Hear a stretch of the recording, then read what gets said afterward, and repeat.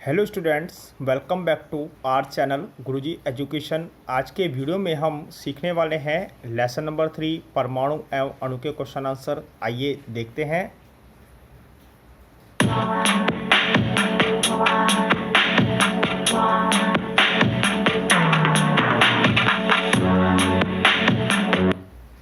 Question number 1, 0.24 gram oxygen एवं boron युक्त यौगिक के नमूने में विश्लेषण द्वारा यह पाया गया कि उसमें 0.096 बोरॉन एवं 0.144 ग्राम ऑक्सीजन है। उस यौगिक के प्रतिशत संगठन का भारात्मक रूप से परिकलन कीजिए। देखिए, इस प्रश्न को यदि हम पढ़ें तो हमें एक बात समझ में आती है कि एक यौगिक है जो कि ऑक्सीजन एवं बोरॉन से मिलकर बना हुआ है और इसकी जो मात्रा है वह 0.24 ग्राम है। और इसके अंदर दो तत्व हैं, एक बोरॉन है जिसकी मात्रा है 0.096 ग्राम और दूसरा तत्व ऑक्सीजन है जिसकी मात्रा 0.144 ग्राम है। हमें इन तत्वों यानी कि बोरॉन और ऑक्सीजन की प्रतिशत मात्रा हमको इसके अंदर ज्ञात करनी है। आइए हम देखते हैं प्रश्नानुसार। देखिए, जब हम कोई भी न्यूमेरिकल सॉल्व करते हैं तो हमको विवरण देना पड़ता है प्रश्नानुसार, या दिया गया है यौगिक का द्रव्यमान बराबर 0.24 ग्राम, बोरॉन का द्रव्यमान बराबर 0.96 ग्राम और ऑक्सीजन का द्रव्यमान बराबर 0.144 ग्राम है। तो हमें बोरॉन की प्रतिशत मात्रा ज्ञात करनी है। तो बोरॉन की प्रतिशत मात्रा ज्ञात करने का सूत्र होगा बोरॉन की प्रतिशत मात्रा बराबर बोरॉन का द्रव्यमान बटा यौगिक का द्रव्यमान मल्टीप्लाई बाय 100। तो हम ऊपर में बोरॉन का द्रव्यमान लिखेंगे। बोरॉन का द्रव्यमान है हमारा 0.096 ग्राम और यौगिक का जो द्रव्यमान है वह है 0.24 ग्राम। इसे हम जब हम 0.096 को जब हम 100 से मल्टीप्लाई करेंगे तो हमें 9.60 प्राप्त होता है और जब हम इसे 0.24 से हम डिवाइड करते हैं तो हमें 40 प्राप्त होता है। तो इस प्रकार से हमें बोरॉन की प्रतिशत मात्रा 40% प्राप्त हो जाती है। ऑक्सीजन की प्रतिशत मात्रा ज्ञात करते हैं। ऑक्सीजन की प्रतिशत मात्रा ज्ञात करने का सूत्र ऑक्सीजन की प्रतिशत मात्रा बराबर ऑक्सीजन का द्रव्यमान बटा यौगिक का द्रव्यमान और मल्टीप्लाई बाय 100। जो ऑक्सीजन का द्रव्यमान है वह है 0.144 ग्राम और यौगिक का द्रव्यमान है 0.24 ग्राम। जब हम 0.144 को 100 से मल्टीप्लाई जब हम करते हैं तो हमें 14.4 प्राप्त होता है और जब हम इसे 0.24 से डिवाइड करते हैं तो हमें 60 प्राप्त होता है। तो इस प्रकार से हमें ऑक्सीजन की मात्रा 60% हमको प्राप्त हो जाती है। आइए नेक्स्ट क्वेश्चन की ओर चलते हैं। Question number 2, 3.0 gram carbon 8.00 gram oxygen में जलकर 11.00 ग्राम कार्बन डाइऑक्साइड गैस निर्मित करता है। जब 3.00 ग्राम कार्बन को 50 ग्राम ऑक्सीजन में जलाएंगे तो कितने ग्राम कार्बन डाइऑक्साइड का निर्माण होगा? आपका उत्तर रासायनिक संयोजन के किस नियम पर आधारित होगा? देखिए, यहाँ पर क्या किया गया है, जो ऑक्सीजन है उसकी मात्रा को परिवर्तित कर दिया गया है और ऑक्सीजन की मात्रा को 8 ग्राम से बढ़ाकर 50 ग्राम कर दिया है, जबकि कार्बन की मात्रा उतनी ही उसने रख छोड़ी है। तो जब उतनी ही जब कार्बन की मात्रा है और ऑक्सीजन की मात्रा बढ़ाई गई है तो कितनी कार्बन डाइऑक्साइड गैस उत्सर्जित होगी, हमको बताना है। दूसरी बात, हमको अपने उत्तर के तर्क में यही बताना है कि हमारा उत्तर जो है किस नियम पर आधारित है। तो आइए इसका सॉल्यूशन हम देखते हैं। जब 3.00 ग्राम कार्बन को 50 ग्राम ऑक्सीजन में जलाएंगे तो 11.0 ग्राम कार्बन डाइऑक्साइड गैस ही बनेगी। यानी कि जब हम 50 ग्राम में जला रहे हैं तो भी उतनी कार्बन डाइऑक्साइड गैस बन रही है और जब हम 8 ग्राम में जलाएंगे तो भी उतनी कार्बन डाइऑक्साइड गैस बनेगी, क्योंकि निश्चित अनुपात के नियमानुसार किसी तत्व हमेशा एक निश्चित अनुपात में ही संयोग करते हैं। अतः 3.0 ग्राम कार्बन 8.0 ग्राम ऑक्सीजन से ही संयोग करेगा और ऑक्सीजन की अतिरिक्त मात्रा बिना संयोग किए ही शेष रह जाएगी। यानी कि ऑक्सीजन की मात्रा बढ़ने से कोई भी प्रभाव पड़ने वाला नहीं है, क्योंकि उसका जो रेशो है वो रेशो क्या है, निश्चित है। तो वह जो है 3.0 ग्राम कार्बन वह 8 ग्राम ऑक्सीजन से ही क्या करेगा, संयोग करेगा। तो इसलिए जो एक्स्ट्रा ऑक्सीजन वो क्या हो जाएगी, बची रह जानी है। और जो हमारा उत्तर है, हमारा उत्तर निश्चित अनुपात के नियम पर आधारित है। आइए नेक्स्ट क्वेश्चन की ओर चलते हैं। क्वेश्चन नंबर 3, बहुपरमाणुक आयन क्या होते हैं, उदाहरण दीजिए। देखिएगा, जैसा प्रश्न का नाम है बहुपरमाणुक आयन, तो उसी के अनुसार इनका गुण है, उनकी बात है। तो आइए इसकी पहले हम डेफिनेशन को देखते हैं, फिर मैं आपको समझाता हूँ। परमाणुओं का समूह जिस पर नेट आवेश विद्यमान होता है बहुपरमाणुक आयन कहलाते हैं। देखिए, इसकी परिभाषा में हमने कहा है परमाणु का समूह। और जिस पर कोई नेट आवेश विद्यमान हो। तो हमारा पहला एग्जाम्पल है कार्बोनेट का। तो पहले एग्जाम्पल के अंदर ब्रैकेट में जिसका कार्बोनेट का सूत्र दिया हुआ है, तो इसके अंदर हम देखें तो इसके अंदर कार्बन की संख्या 1 है, ऑक्सीजन की संख्या 3 है, यानी कि परमाणु हो गए बहुत सारे, और उनके ऊपर कोई आवेश है, आवेश माइनस में और 2 है और निश्चित संख्या के अंदर, तो नेट आवेश हो गया। तो इस प्रकार से जो कार्बोनेट क्या हुआ, बहुपरमाणु आयन हुआ। तो ऐसे ही सल्फेट SO4 2- यहाँ पर जो है, यहाँ पर भी बहुत सारे परमाणु आवेश निश्चित है। तो अमोनियम, तो ऐसे बहुत सारे बहुपरमाणु आयन होते हैं। आप चाहे कुछ और भी लिख सकते हैं जो आपकी इच्छा हो। यहाँ पर मैंने 3 दिए हैं। प्रश्न नंबर 4, निम्नलिखित के रासायनिक सूत्र लिखे। यहाँ पर कुछ यौगिक दिए हैं, उनके हमको सूत्र यहाँ पर पूछ रहा है। पहला है मैग्नीशियम क्लोराइड। मैग्नीशियम क्लोराइड का सूत्र होता है MgCl2। B calcium chloride. Calcium chloride का सूत्र होता है CaCl2। Copper nitrate. Copper nitrate का सूत्र होता है CuNO3 aluminium chloride. Aluminium chloride का सूत्र होता है AlCl3। तो देखिए यहाँ पर मैंने जो प्रश्न में पूछा है केवल वही सूत्र इसके अंदर दिए हमने, इनके उत्तर हमने दिए हैं। अगर ही आपको ज़्यादा सूत्र चाहिए तो परीक्षा में चाहे कोई से भी सूत्र का सवाल पूछे तो मैं इसका वीडियो पहले जारी कर चुका हूँ सूत्रों का। तो अगर ही आपको और सूत्र चाहिए तो और सूत्रों का वीडियो में इस वीडियो के डिस्क्रिप्शन बॉक्स के अंदर मैं डाल दूंगा, तो आप जो है और सूत्र भी आप याद कर पाएंगे। और जो हमारा अगला क्वेश्चन है क्वेश्चन नंबर 5, तो इसका भी इससे लिंक है, आगे मैं बताता हूँ क्या है इन सूत्रों का लिंक। प्रश्न नंबर 5 देखते हैं। निम्नलिखित यौगिकों में विद्यमान तत्वों के नाम दीजिए। A बुझा हुआ चूना, B hydrogen bromide, C baking powder यानी खाने वाला सोडा, और D पोटेशियम सल्फेट। आइए इसका सॉल्यूशन देखते हैं। पहले हम इस का जवाब देंगे एक सारणी बनाकर, और हम 3 कॉलम की सारणी बनाएंगे। पहले कॉलम में लिखेंगे यौगिक का नाम, दूसरे में लिखेंगे यौगिक का सूत्र, और तीसरे कॉलम में लिखेंगे यौगिक में विद्यमान तत्वों के नाम।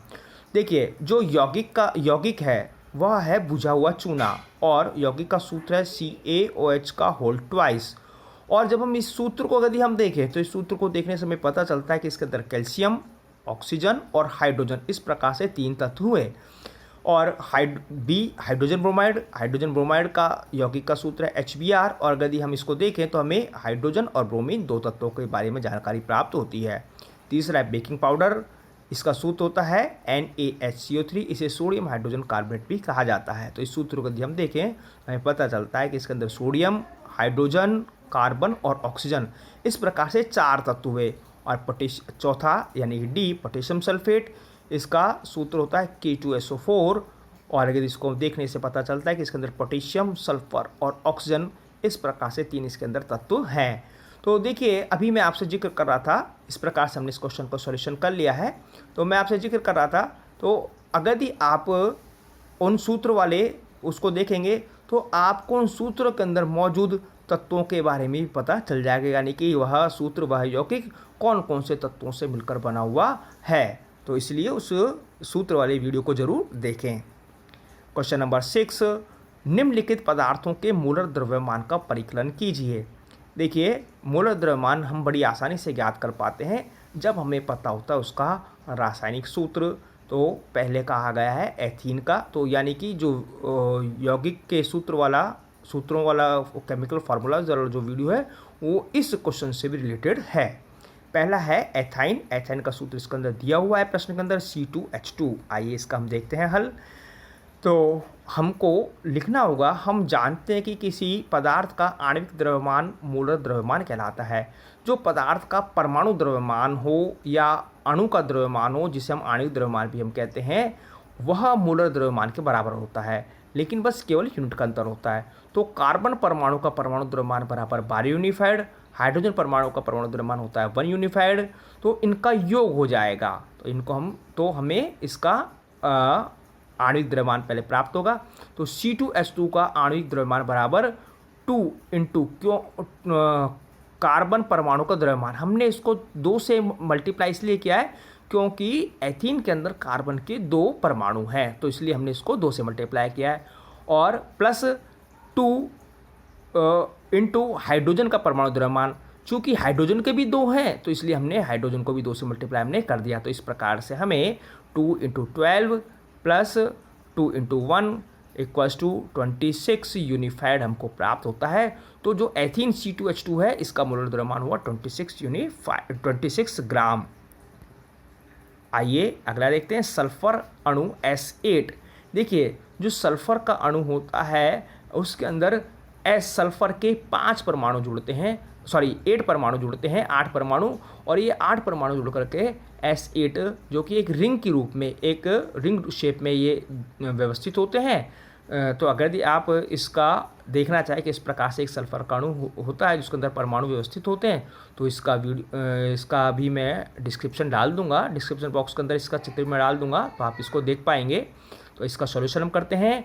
हम जानते हैं किसी पदार्थ का आणविक द्रव्यमान उसका मोलर द्रव्यमान कहलाता है। सल्फर का परमाणु द्रव्यमान होता है 32 यूनिफाइड, अतः S8 का आणविक द्रव्यमान होगा 32 × 8, क्योंकि यहाँ पर सल्फर के 8 परमाणु हैं तो इसलिए हमको 8 से मल्टीप्लाई हमको करना पड़ेगा, तो हो गया 256 यूनिफाइड, अतः S8 का मोलर द्रव्यमान होगा 256 ग्राम। फॉस्फोरस अणु P4। देखिए जो फॉस्फोरस का अणु होता है उसके अंदर 4 होते हैं, 4 परमाणु होते हैं। जैसे सल्फर के अंदर 8 थे तो यहाँ पर 4 परमाणु होते हैं, तो इसके यहाँ पर दिया हुआ है संकेत फॉस्फोरस का परमाणु द्रव्यमान 31 होता है। तो इसका हम हल देखते हैं। हम जानते हैं किसी पदार्थ का आणविक द्रव्यमान मोलर द्रव्यमान कहलाता है। देखिएगा हमने बार बार ये बात क्यों लिख रहे हैं, आप सोच रहे होंगे कि बार बार ये बात लिखी जा रही है, हम जानते हैं किसी पदार्थ का आणविक द्रव्यमान मोलर द्रव्यमान कहलाता है। मैंने इसलिए लिखा है क्योंकि इनमें से कोई सा एक प्रश्न आपसे पूछ ले और मैं इस प्रश्न में मान लीजिए ये बात नहीं लिखूं तो आप सोचेंगे ये इसके सॉल्यूशन का भाग नहीं है, तो इसलिए आप इसको छोड़ देंगे, जबकि ये लिखना ज़रूरी होता है, इसलिए मैं बार बार इस बात को लिख रहा हूँ। तो फॉस्फोरस का परमाणु द्रव्यमान 31 यूनिफाइड, ये तो प्रश्न में ही दिया हुआ ही है, तो अतः P4 का आणविक द्रव्यमान हुआ 31 × 4, तो 124 यूनिफाइड, अतः P4 का मोलर द्रव्यमान हुआ 124 ग्राम। हाइड्रोक्लोरिक अम्ल HCl का मोलर द्रव्यमान यहाँ पर निकालना है। हम जानते हैं कि किसी पदार्थ का आणविक द्रव्यमान मोलर द्रव्यमान कहलाता है। तो हाइड्रोजन का परमाणु द्रव्यमान 1 यूनिफाइड, Cl का परमाणु द्रव्यमान 35.5 यूनिफाइड, अतः HCl का द्रव्यमान यानी कि इनका सबका योग हो जाएगा। हाइड्रोजन परमाणु का द्रव्यमान प्लस क्लोरीन परमाणु का द्रव्यमान equals to 1 unified plus 35.5 unified, यानी कि 36.5 यूनिफाइड, अतः HCl का मोलर द्रव्यमान हुआ 36.5 यूनिफाइड। ई नाइट्रिक अम्ल HNO3। आइए इसका निकालते हैं। हम जानते हैं कि किसी पदार्थ का आणविक द्रव्यमान उसका मोलर द्रव्यमान कहलाता है। हाइड्रोजन का परमाणु द्रव्यमान 1 यूनिफाइड, नाइट्रोजन का परमाणु द्रव्यमान 14 यूनिफाइड और ऑक्सीजन का परमाणु द्रव्यमान 16 यूनिफाइड। तो HNO3 का आणविक द्रव्यमान इन सब का यानी कि जोड़ हो जाएगा, तो हाइड्रोजन परमाणु द्रव्यमान प्लस नाइट्रोजन का परमाणु द्रव्यमान प्लस 3 × ऑक्सीजन परमाणु का द्रव्यमान, या कि यहाँ पर ऑक्सीजन के 3 परमाणु, तो हमने ऑक्सीजन को 3 से मल्टीप्लाई किया है।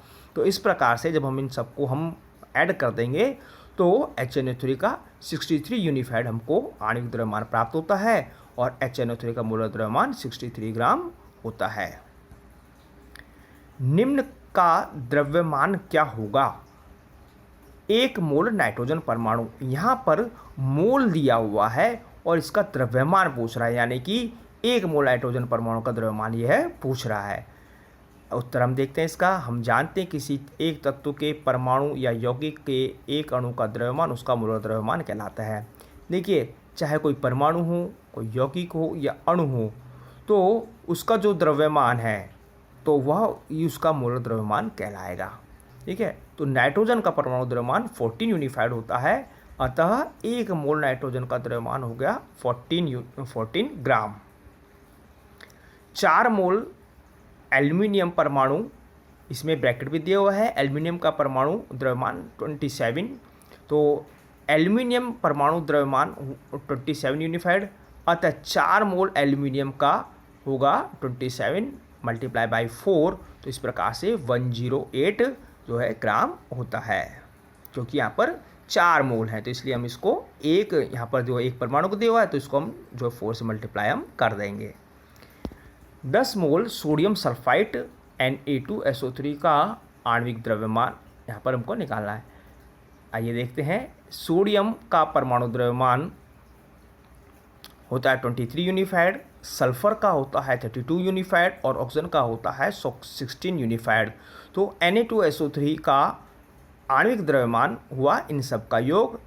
यहाँ पर सोडियम के 2 परमाणु हैं तो ये हो जाएगा 23 मल्टीप्लाई बाई 2 प्लस सल्फर का चूँकि एक ही है तो प्लस 32 प्लस यहाँ पर ऑक्सीजन के 3 है तो 16 मल्टीप्लाई बाई 3।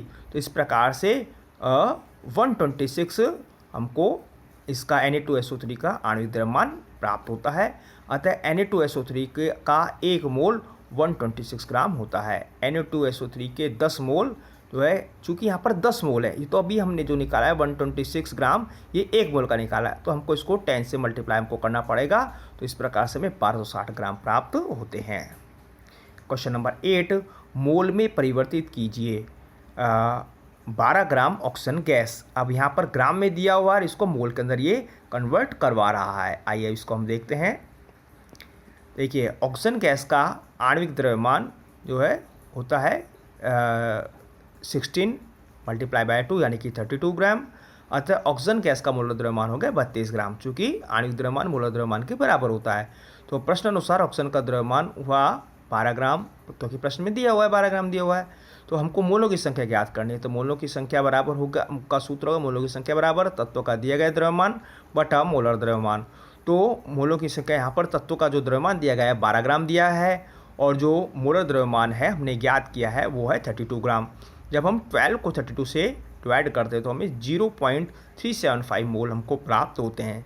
तो 12 ग्राम ऑक्सीजन गैस के मोलों की संख्या जो है 0.375 मोल होती है। देखिए, आप ऊपर देख रहे होंगे कि ऑक्सीजन का जो परमाणु द्रव्यमान 16 होता है, यहाँ पर 2 से मल्टीप्लाई किया तो ऑक्सीजन गैस का जो फॉर्म होता है O2 होता है, तो इसलिए हमको 16 को 2 से मल्टीप्लाई हमको करना पड़ा है। आइए नेक्स्ट क्वेश्चन की ओर चलते हैं। 20 ग्राम जल। आइए इसका सॉल्यूशन देखते हैं। H2O का आणविक द्रव्यमान 18 यूनिफाइड हम पहले निकाल भी चुके हैं। H2O का मोलर द्रव्यमान होगा 18 ग्राम होगा। प्रश्न अनुसार H2O का द्रव्यमान बराबर 20 ग्राम। तो मोलों की संख्या वही है हमारा फार्मूला, मोलों की संख्या बराबर तत्वों का दिया गया द्रव्यमान बटा मोलर द्रव्यमान। तो मोलों की संख्या बराबर तत्व का जो द्रव्यमान है वो 20 ग्राम है डिवाइडेड बाई 18, क्योंकि मोलर द्रव्यमान 18 है, हमने अभी ज्ञात किया है।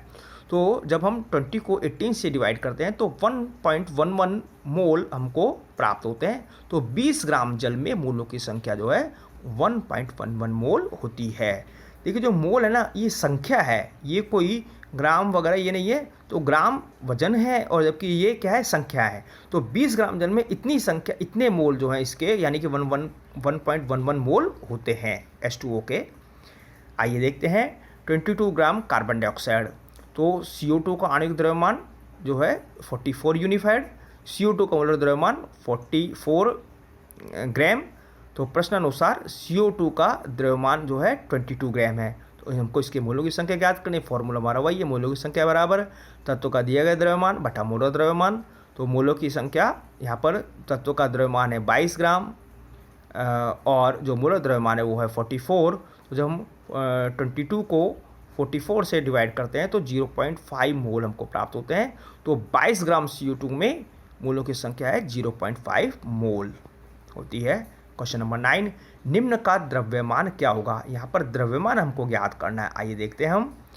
0.2 मोल ऑक्सीजन परमाणु। तो पहला है 0.2 मोल ऑक्सीजन परमाणु में हमको इसका परमाणु द्रव्यमान हमको ज्ञात करना है। आइए हम देखते हैं। ऑक्सीजन का परमाणु द्रव्यमान 16 यूनिफाइड, ऑक्सीजन का मोलर द्रव्यमान यानी कि कैपिटल M, हमको इसको मोलर द्रव्यमान को हम इसके द्वारा हम कैपिटल M के द्वारा हम लिखते हैं। तो ये होगा 16 ग्राम और 1 मोल ऑक्सीजन बराबर होता है 16 ग्राम के। तो ऑक्सीजन में मोलों की संख्या स्मॉल n बराबर 0.2, क्योंकि ये हमको उसके अंदर दी हुई है, प्रश्न में दी हुई है 0.2 है।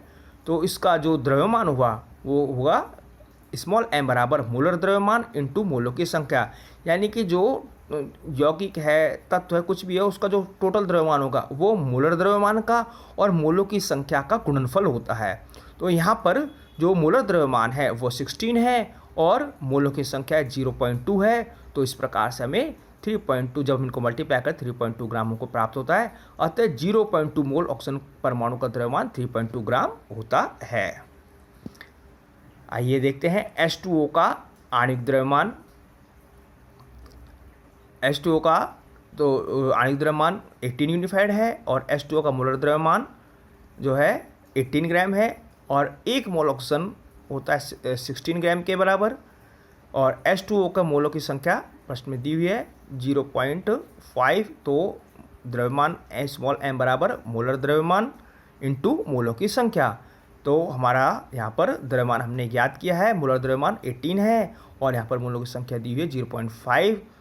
तो इस प्रकार से ये होती है 9 ग्राम। तो 0.5 मोल ऑक्सीजन का परमाणु द्रव्यमान हुआ 9.0 ग्राम। आइए क्वेश्चन नंबर 10।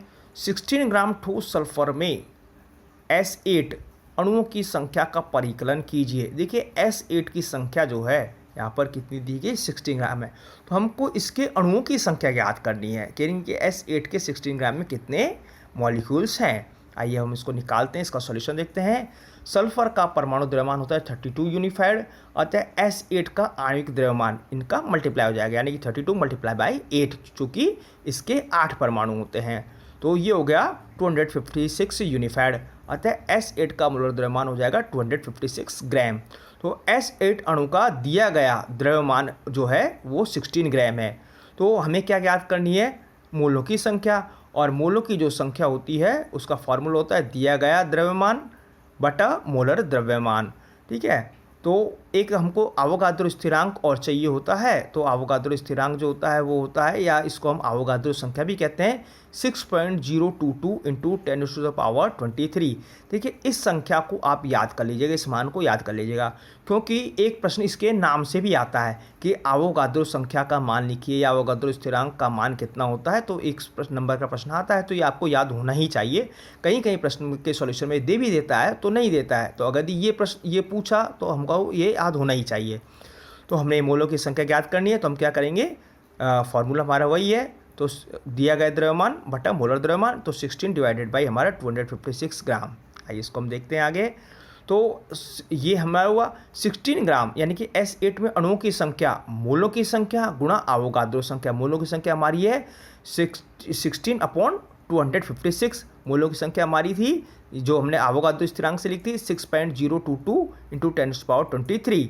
तो जब हम इसको 16 को इससे करते हैं, मल्टीप्लाई करते हो इससे 6.022 से, तो हमें, और इसको 256 डिवाइड कर देंगे तो हमें इस प्रकार से 0.3764 इंटू 10⁻23, यानी कि 16 का इससे 6.022 से मल्टीप्लाई हुआ।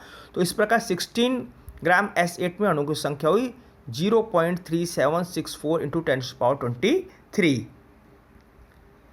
आइए नेक्स्ट क्वेश्चन पर चलते हैं। Question number 11। 0.05 gram aluminium oxide Al2O3 में एल्यूमिनियम आयनों की संख्या का परिकलन कीजिएगा। संकेत यहाँ पर दिया है सॉल्यूशन के लिए। संकेत किसी आयन का द्रव्यमान उतना ही होता है जितना कि उस तत्व के परमाणु का द्रव्यमान होता है। एल्यूमिनियम का परमाणु द्रव्यमान 27 यूनिफाइड है।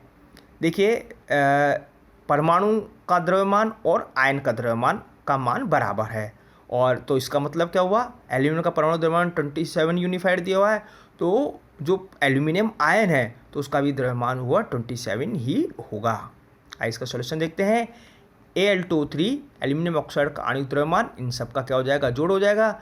एल्यूमिनियम का 27 होता है, चूँकि 2 है तो 27 मल्टीप्लाई बाई 2 प्लस यहाँ पर 6 ऑक्सीजन के 3 है तो 16 मल्टीप्लाई बाई 3। तो इस प्रकार से 102 यूनिफाइड हमको Al2O3 का आणविक द्रव्यमान प्राप्त हो गया। तो इसका मोलर द्रव्यमान जो है 102 यानी कि 102 ग्राम हुआ, क्योंकि जो है द्रव्यमान मोलर द्रव्यमान के बराबर होता है।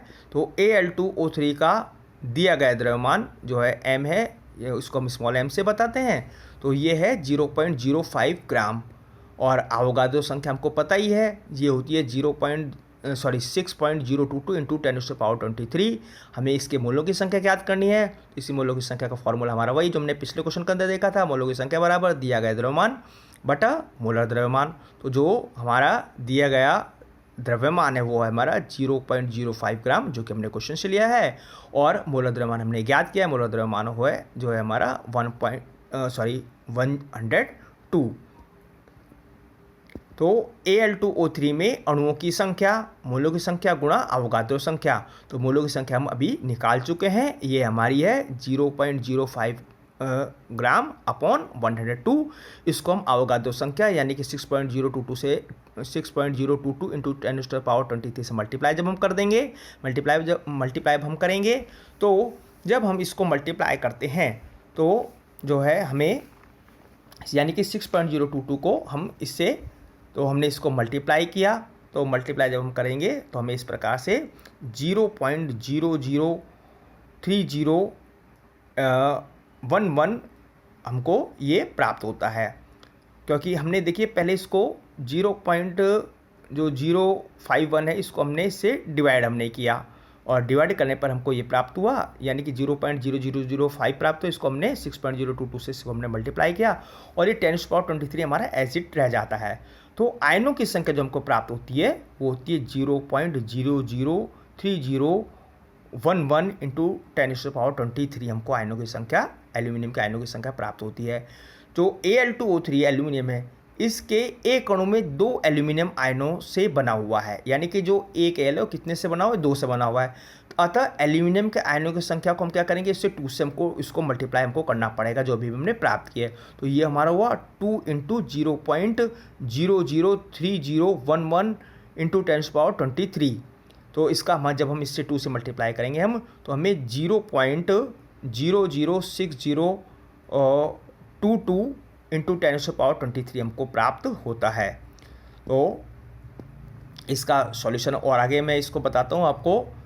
अब हमने क्या किया, इसको हमने हटाया, तो ये 0.006.022, तो पॉइंट हमने हटाया, पॉइंट हटाने पर जो है पॉइंट के बाद जितनी संख्या होती है उतनी शून्य आ जाती है। तो इस प्रकार से हमने बटे में लिखा 10 लाख। ठीक है, तो अब मल्टीप्लाई वो तो 10⁻23 है ही है। तो अब हमने क्या किया, जो ये बटे वाली संख्या है यानी 10 लाख यानी कि जो संख्या है इसको हम पावर में हम ले लेंगे। तो हमने 6.022 से पहले जितने भी शून्य उन सारी शून्य को हमने हटाया, तो इस प्रकार से हमको 6022 प्राप्त हुआ। और जो 10 लाख वाली संख्या है बटे में जो संख्या थी, इसको हमने पावर के अंदर कन्वर्ट किया, तो इस प्रकार से 10 की पावर 6 और 10⁻23 मल्टीप्लाई बाई 10⁻23 ये हमारे को इस प्रकार से प्राप्त हमको होती है। तो जब हम ये वाली जो संख्या है 6.022 इंटू 10⁻23 मल्टीप्लाई बाई 10⁻23, आप सोच लेंगे ये संख्या 10⁻23 ये कहाँ से आई है। ये जो संख्या है 10⁻23 है, जो ये वाली संख्या है हमारी, इसको हमने इससे जो हमारे 6 पॉइंट के बाद जितनी भी संख्या है हमारी यानी कि 022, इसका हमने जो है पावर के अंदर कन्वर्ट किया, कन्वर्जन हमने किया। तो इस प्रकार से हमें 10 की पावर हमें 3 प्राप्त हुआ। तो अब ये वाली जो पावर है ऊपर चली जाएगी, यानी कि 10⁻6 ऊपर चला जाएगा। तो इस और जब ऊपर जाएगी तो जो 23 के अंदर क्या हो जाएगी, ये जो है पावर 23 वाली पावर इसके अंदर क्या हो जाएगी, जुड़ जाएंगी। यानी 10 ऊपर वाली दोनों पावर है 23 और ये वाली पावर जुड़ जाएंगी और 10 की पावर 6 ऊपर जाएगी तो माइनस के अंदर आ जाएगी। तो इस प्रकार से हमें 6.022 इंटू 10⁻26 नीचे वाली 10 की पावर 6 तो माइनस के अंदर आ गई, ऊपर वाली दोनों पावर जुड़ गई। और जब हम इनको घटाएंगे तो 6.022 इंटू 10⁻20 हमको प्राप्त होता है। तो अतः 0.051 ग्राम एल्यूमिनियम ऑक्साइड में एल्यूमिनियम आयनों की संख्या 6.022 इंटू 10⁻20 होती है। देखिए ये वाला क्वेश्चन थोड़ा लंबा था, चूँकि इसकी स्क्रीन जो है थोड़ी छोटी होती है तो एक उसके अंदर ये नहीं आ सकता। जब आप इस वाले क्वेश्चन के वीडियो को जब आप इसको 2 बार देखेंगे और आप कॉपी अपनी नोटबुक के अंदर आप इसको सॉल्व करते जाएंगे वीडियो को देखते हुए, तो आपको निश्चित रूप से जो है आपको समझ में आ जाएगा। आपको एक बार जब आप इसको देखेंगे तो आपको समझ में नहीं आएगा कि किस प्रकार से सॉल्व हुआ है। तो वीडियो में आप लास्ट तक बने रहें, इसके लिए आपका बहुत बहुत धन्यवाद। वीडियो को लाइक करें, चैनल को सब्सक्राइब करें, जिससे कि आपको आगे आने वाले सभी वीडियो मिल सके, सभी सॉल्यूशंस मिल सकें। और एग्जामिनेशन के प्रिपरेशन संबंधित क्वेश्चंस भी आपको मिल सकेंगे आगे आने वाले वीडियोस के अंदर। देखिए, इस वीडियो को जब आप देखेंगे तो आपको एक बार में हो सकता है समझ में नहीं आए, तो जब आप इस वीडियो को एक बार देखें, 2 बार देखें, तो आपको निश्चित रूप से समझ में आ जाएगा। धन्यवाद।